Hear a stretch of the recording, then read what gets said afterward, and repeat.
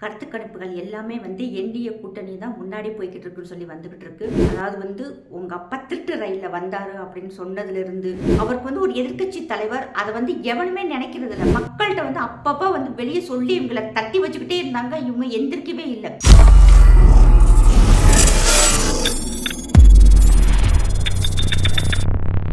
வந்தே மாதரம் சாமானியன் குரல் தேசியவாதிகளுக்கு எனது அன்பான வணக்கங்கள். கருத்து கணிப்புகள் எல்லாமே என்டிஏ கூட்டணி தான் முன்னாடி போய்கிட்டு இருக்குன்னு சொல்லி வந்துக்கிட்டு இருக்கு. மக்கள் எல்லாருமே நல்லா சந்தோஷமாக கொண்டாடிக்கிட்டு இருக்காங்க. அதாவது இந்த முறை எப்படியாவது திமுகவை கூப்பிட உட்கார வச்சிடணும் அப்படின்னு நினச்சிக்கிட்டு இருக்காங்க.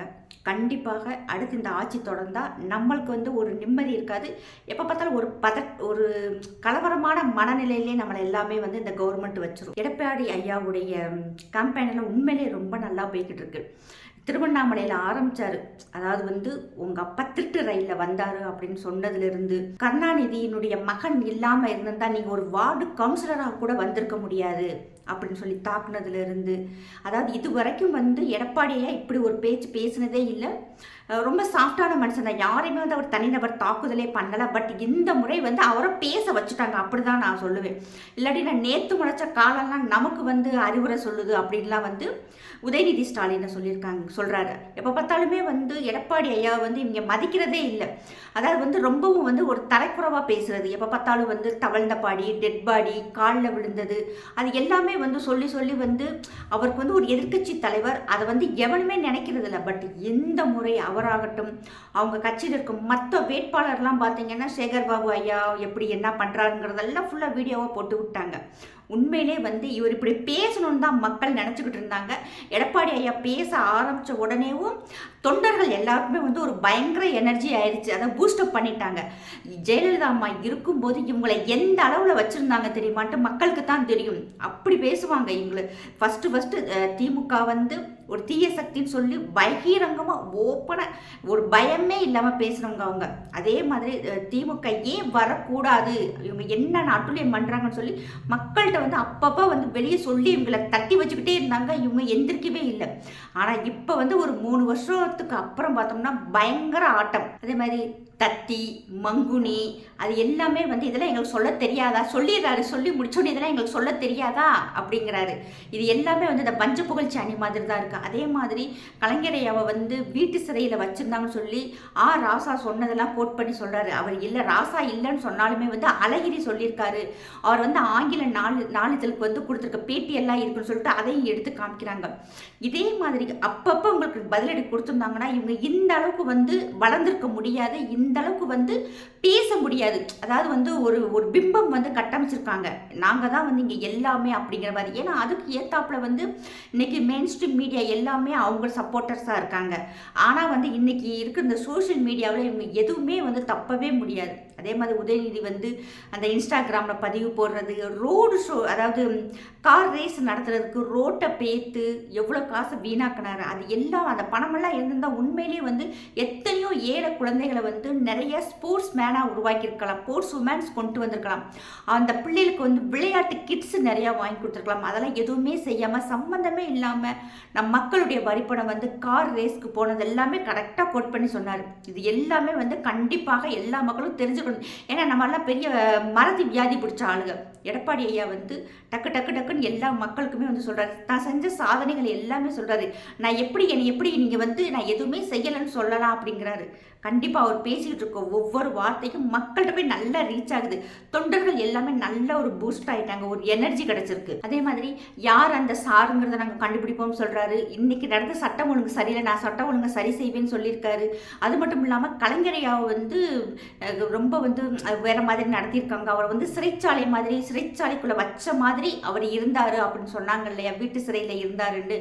அது உங்களுக்கு அப்பாவாக இருக்கலாம், எங்களுக்கு முதலமைச்சர், முன்னாள் முதலமைச்சர், அவருக்கு இது மாதிரி ஒரு அநீதி நடந்திருந்தா கண்டிப்பாக நாங்கள் விசாரணை பண்ணி தண்டனை வாங்கி கொடுப்போம்னு சொல்லிட்டாரு. அவ்வளவுதான். அங்கே அப்படியே திமுகவுக்கு ஒரு வழி ஆயிடுச்சு. என்னடா நம்ம என்னமோ நினச்சோம், எல்லாம் இப்படி பேசிக்கிட்டு இருக்காங்க அப்படின்னு. எத்தனை நாளைக்கு தான் பாஜக உள்ளே வந்துடும் பாஜக உள்ளே வந்துடும் சொல்லிட்டு மக்களை ஏமாற்றிக்கிட்டு இருப்பீங்க. எவ்வளோ நலத்திட்டங்கள் கொண்டு வந்திருக்காங்கன்னா அதையும் சொல்கிறாரு. அதே மாதிரி கூட்டணி கட்சிகளுக்குமே சேர்த்து அவர் அந்த வேட்பாளருக்கும் சேர்த்து நீங்கள் ஓட்டு போடுங்க, குக்கருக்கு ஓட்டு போடுங்க, மாம்பழ சின்னத்துக்கு ஓட்டு போடுங்க, ஏடிஎம்கேக்கும் ஓட்டு போடுங்க, தாமரை சின்னத்துக்கும் ஓட்டு போடுங்கன்ட்டு எல்லாருமே வந்து ஒரு நல்ல ஒரு கோஆப்ரேட் பண்ணி ஒரு நல்ல ஆர்கனைஸ் பண்ணி கொண்டு வர்றாரு. கார் ரேஸ் யாருக்கு நடத்தின, எதுக்காக நடத்தின நான் சொல்லவா அப்படின்னு சொல்றாரு. கிட்டத்தட்ட பார்த்தோம்னா இவர் வந்து அவங்களை பிளாக்மெயில் பண்ணிக்கிட்டு இருக்க மாதிரியே தான் தெரியுது. கண்டிப்பாக இதே மாதிரி ஒரு ஃபயராகவே கொண்டு போங்க எடப்பாடி ஐயா. கண்டிப்பாக மக்கள்கிட்ட வந்து ஒரு எழுச்சி இருக்கு. ஆம்ஸ்ட்ராங் அவங்களுடைய கொலை வழக்கை வந்து கண்டிப்பாக நாங்கள் விசாரணை பண்ணி அதுக்குண்டான ஒரு நீதியை வாங்கி கொடுப்போம் அப்படின்னு சொல்றாரு. இப்போ பொற்குடி அவங்க வந்து திருவிகா நகர்ல வேட்பாளராக நிப்பாட்டிருக்காங்க. கண்டிப்பாக இது வந்து ஒரு நல்ல சாய்ஸ். திருவிகா நகர் மக்கள் கண்டிப்பாக பொற்குடிக்கு வந்து ஓட்டளிச்சு அவங்கள வெற்றி பெற வைக்கணும். ஏன்னா ஒரு தலித் சமுதாயத்திலிருந்து வந்தாலும் கண்டிப்பாக ஒரு பெண் தன்னுடைய சமூக மக்கள் வந்து நல்லா இருக்கணும்னு நினைப்பாங்க.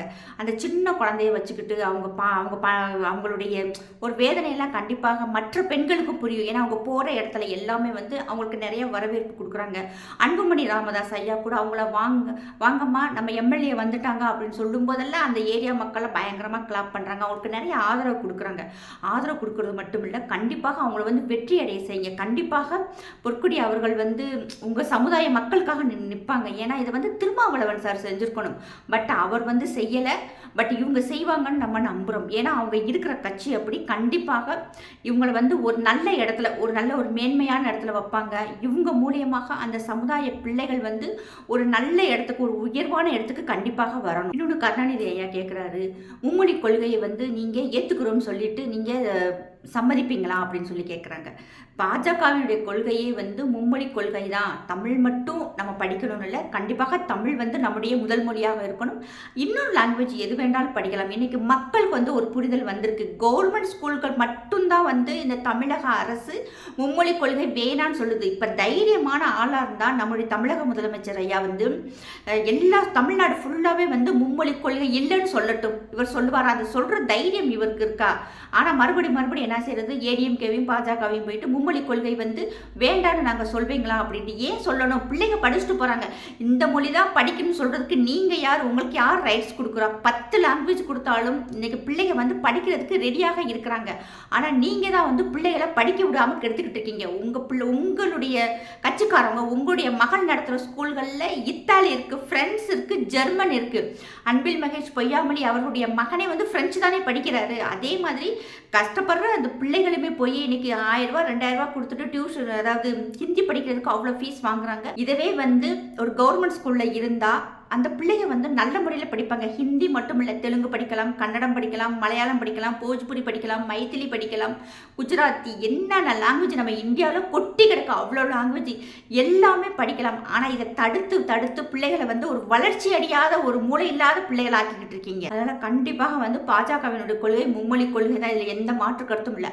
ஆட்சியை மாறின உடனே அவங்க வந்து கண்டிப்பாக கவர்மெண்ட் ஸ்கூல் எல்லாத்துலேயுமே வந்து மும்மொழி கொள்கை வந்துடும். அன்னைக்கு நீங்கள் போராட வந்து நீங்கள் ரெடியாக இருந்துக்கங்க. இன்னொன்று பார்த்தோம்னா FCRA சட்டத்தை வந்து நீங்கள் வந்து கொண்டு வருவீங்களா, திரும்ப பெறுவீங்களான்னு கேட்குறாங்க. கண்டிப்பாக திரும்ப பெறவே மாட்டாங்க. ஒன்ஸ் ஒரு சட்டத்தை பாராளுமன்றத்தில் பேசி டிஸ்கஷனுக்கு வந்துருச்சுன்னா அந்த சட்டம் திரும்ப வாபஸ் பண்ண மாட்டாது. ஏன்னா ஒவ்வொரு எலெக்ஷனுக்கு முன்னாடியுமே வந்து இந்த பாஜகக்காரங்க பண்ணுற அநியாயம் இருக்கு பாருங்க. ஒவ்வொரு எலெக்ஷனுக்கு முன்னாடி வந்து பெரிய சட்டத்தை பாஸ் பண்ணிடுறாங்க. பெரிய சட்டத்தை பாஸ் பண்ணதுக்கு பிறகு மாபெரும் வெற்றியாக இருக்கும். டிமானிட்டேஷன் ஆகட்டும், அதே மாதிரி CAA NRC கொண்டு வந்ததெல்லாமே ஏதாவது ஒரு எலெக்ஷனுக்கு முன்னாடி தான் கொண்டு வர்றாங்க. இந்த சட்டத்தை வகுப்பு திருத்த சட்டமே அப்படி தான் கொண்டு வந்தாங்க. இப்போ பார்த்தோம்னா FCRA கொண்டு வந்திருக்காங்க. ஆர்டிக்கல் 370 அப்படி தான் கொண்டு வந்தாங்க. அதே மாதிரி ட்ரிபிள் தலாக் கொண்டு வந்ததாகட்டும், எல்லாமே ஏதாவது ஒரு எலெக்ஷனுக்கு முன்னாடி இப்படி ஒரு குண்டை தூக்கி போட்டு அவங்க அதிலேயே பேசிக்கிட்டு இருப்பாங்க. ஆனால் இவங்க ஈஸியாக வந்து ஜெயிச்சுட்டு போயிடுறாங்க. அதே மாதிரி தான் இந்த தடவை வந்து FCRA வந்திருக்கு. சென்ட்ரல் கவர்மெண்ட் வாபஸ் வாங்காது. கண்டிப்பாக இந்த முறையுமே வந்து 5 இடத்துல போட்டி போடுறாங்க. 5 மாநிலத்திலுமே வந்து NDA கூட்டணி தான் வந்து ஜெயிக்க போகுது. இன்னொன்று, ஓட்டு கேட்க போகிற இடத்துல எல்லாமே திமுக கட்சிக்காரவங்க வந்து திட்டு வாங்கிட்டு விரட்டு பத்துட்டு வர்றாங்க. எல்லா மக்களுமே இன்னைக்கு வந்து ஒரு விழிப்புணர்வு அடைஞ்சிட்டாங்க. இவங்களால நமக்கு 10 பைசாவுக்கு பிரயோஜனம் இல்லைன்னு தெரியுது. 5 வருஷம் இவங்களை உட்கார வச்சிருக்கோம், நமக்கு ஒரு நல்லது கூட செய்யலை. இவங்க தான் வந்து சுரண்டி சுரண்டி நம்ம நாட்டினுடைய கனிம வளங்களை சுரண்டி சுரண்டி அவங்க தான் காசு எடுத்துருக்காங்க, நமக்கு எதுவுமே செய்யலை, நமக்கு பாதுகாப்பு இல்லைன்ட்டு வர்றவங்க பூரா அவ்வளோ கேள்வி கேட்டு துரத்தி விடுறாங்க. இது வந்து சாதாரண வேட்பாளர்கள் மினிஸ்டர் லெவல்லையுமே நடக்குது. இதை வந்து ஒவ்வொரு வீடியோ வரும்போதும் நம்ம எல்லாமே கண்கூடா பார்த்துக்கிட்டு இருக்கோம். ஆனால் அப்பையும் திருந்துவாங்கன்னு பார்க்குறீங்களா? இவங்க திருந்தாத ஜென்மங்க, இதுக்கு திருந்தவும் செய்யாது. இவங்க திருந்தாட்டியும் பரவாயில்ல, நம்ம திருந்திடுவோம். நமக்கு தேவை நல்ல ஆட்சி, நிம்மதியான ஆட்சி, சந்தோஷமான ஆட்சி, மக்களுக்கு பாதுகாப்பான ஆட்சி. அதுக்கு எல்லாருமே வந்து என்டிஏ கூட்டணிக்கு ஓட்டு போட்டு அவங்க அத்தனை பேரையும் நம்ம வந்து ஜெயிக்க வைக்கணும். 234 தொகுதியிலையுமே வந்து கண்டிப்பாக மக்கள் வந்து பெருவாரியான ஓட்டு வாங்கி ஜெயிக்கணும். ஜெய்ஹிந்த், ஜெய் பாரத்.